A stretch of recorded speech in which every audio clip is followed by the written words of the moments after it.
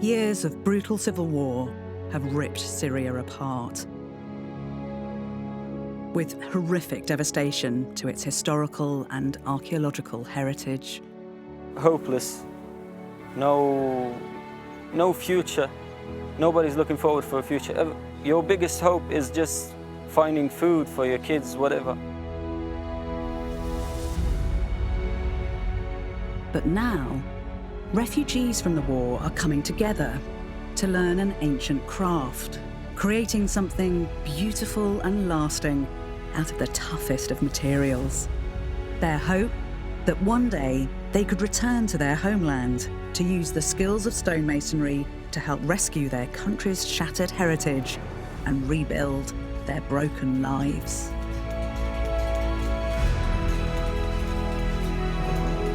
When you build something, you start from just a tiny little bit, and this is the tiny little bit.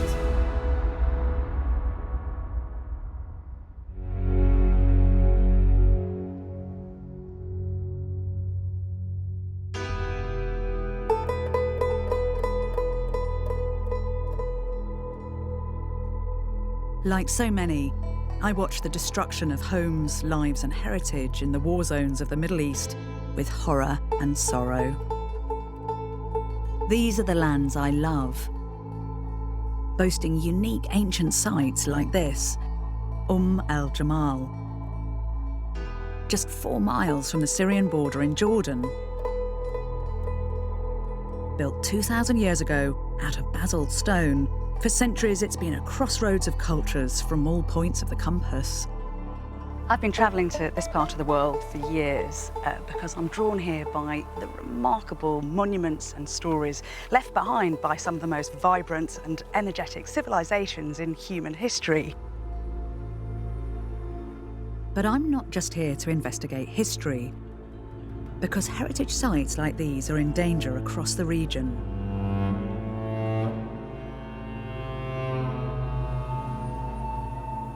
I've come to Jordan because I want to see how, in the desolation of war, the restoration of the past is bringing rare hope for the future.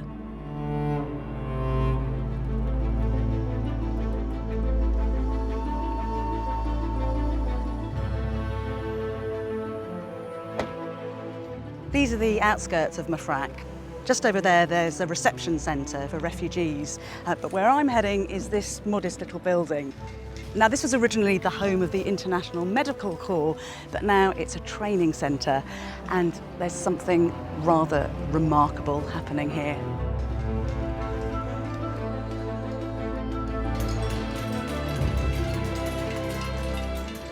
These students have been taught heritage stonemasonry from scratch, thanks to the British Council's Cultural Protection Fund, in a project run by the World Monuments Fund.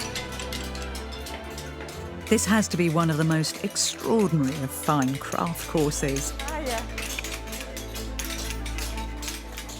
Most of these students are dispossessed refugees, women, men, teenagers who've lost their homes and fled Syria with nothing, and now creating architectural triumphs. Learning the skills which could one day help rebuild their shattered land.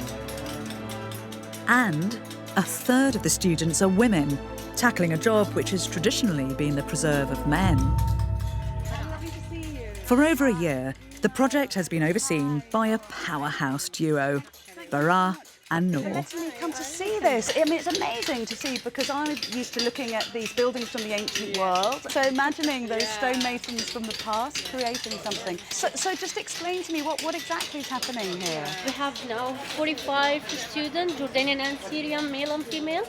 The age from 17 to 40. 17 to 40. 17 to 40, yeah. Actually, no one worked with a stone before. So none of these people have ever done this before? No. And so is the idea that with these skills, when they can go back to Syria, they'll be able to work as stonemasons in the country. If they can go and rebuild Syrian heritage, and they can work in cultural places, because here we are teaching them all the Islamic and cultural features, architectural features there. This is such an important project, it feels, because when we hear about Syria, all we hear about is destruction. But here something's being created. Yeah.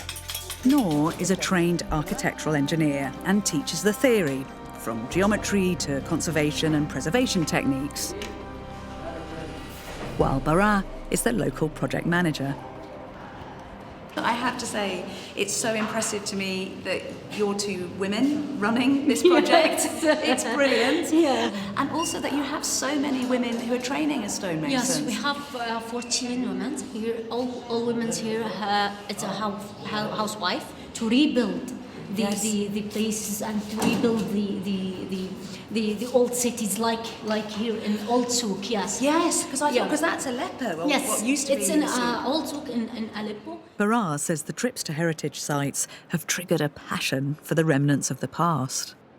All the time the students ask why these stones here, why they build this castle here. They feel something in the heart, actually. Yes. In the heart, because we need to work in the heritage places. We need to rebuild our countries. I'm told two of the most promising students are Khadija and Aisha. They both fled from Syria at the beginning of the war and were forced to reconstruct their lives here from scratch. بس كبداية يعني كان صعب شوي. صعب. هو يعني لقينا الصعوبة بأوليتها هون إنه كيف تركنا ببيوتنا وأملاكنا كلياتها بسوريا. طلعنا على الحرب ولا شيء. يعني بتلاقي الواحد إنه تعب سنين لحتى مثلاً عمر بيته واستقر، فجأة إنه ولا شيء. مساهمة يعني الآخرين إنه نقدر نصلح. لازم إنه نرجع نرجع الآثار بلدنا اللي تدمرت، لازم إنه نقدر نرجع مثل ما كانت وأحسن. In this impoverished area, local Jordanians have been severely challenged by the crisis at their borders. But here, Jordanians and Syrians have bonded and become close friends. And Khadija invites Bara, Noor and me for a girl power lunch. Oh, thank you. Khadija and her young family fled from Homs in Syria with nothing at all, except a few treasured photos of happier times at the home they've lost. That's the only thing you brought with you. هذا هو الشيء الوحيد اللي جبتيه معك من سوريا. ما Just only the يعني pictures. حتى ثيابي ما جبت. همي بس إنه أولادي وجوزي أهم شيء، يعني تركت كل شيء. إن شاء الله هو بس تهدى الأوضاع أكيد رح أرجع، يعني ما بقول لا، يعني إذا صح هلا إنه كمل هيك التعليم تم يعني. It seems to me, ladies, that in a way you're making history because it was very unusual for there to be female stonemasons. It must make you feel very proud of what you've been doing. I'm proud of our women. It's Syrian and Jordanian both. لأنه هو كتير عمل صعب وبده يعني بده جهد جسدي وجهد فكري وكل شيء. بالعكس المرأة أثبتت وجودها أنه شاطرة بكل شيء، يعني حتى بمجال النحت. Inshallah. Thank you.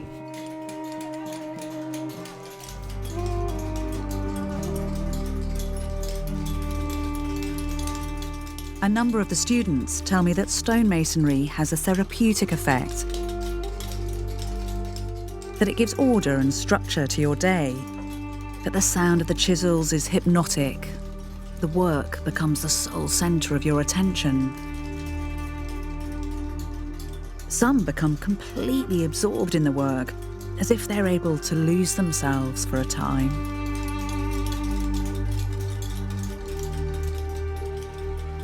Working stone connects us to our ancestors and to the skills and experiences of others from different ages and different places.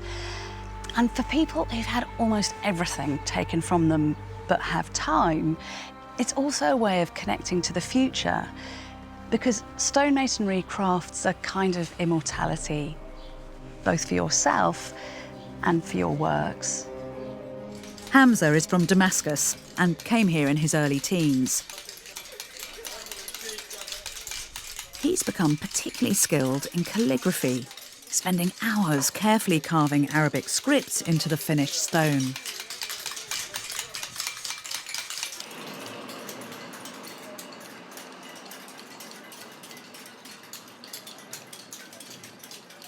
What does the second word say? Allah? Allah ar-Rahman. God, Good. the merciful. Merciful, yeah. Do you find when you're doing this kind of thing that you feel connected to the craftsmen and stonemasons who would have done this 500 years ago? Exactly, yeah. When you look at those things that they built, they're so beautiful, so amazing to look at. They did it with their hands. So that's just, thinking about that is amazing. Amazing. The process of creating something absolutely beautiful, something that you can enjoy looking at, can be proud of. That's the beginning of the process, of overcoming something that happened to you in the past, trying to do something new. No one at the school is under any illusions about the scale of the task ahead. This is a video shown to students. Just one terrible example of war damage to Syria's historic monuments. By the use of drones and 3D scanners, archaeologists have revealed the devastation to Beit Ghazaleh, one of the largest Ottoman-era palaces in Aleppo. The skills taught at the stonemasonry course in Jordan could rebuild and restore every architectural feature of this palace, and others like it. Perhaps, just perhaps, this offers a glimmer of hope. The lack of skilled stonemasons is a serious cultural threat.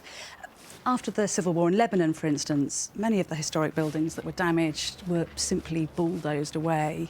And there's a very real possibility that that might well happen in Syria too, which is why this scheme, it feels to me, is fighting the cause of the past, the present, and the future.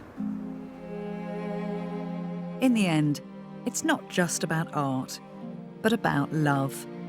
Love for archaeology, for the legacy of the past, and the power of culture to bring people together, helping to find direction for the future and to heal the wounds of the past.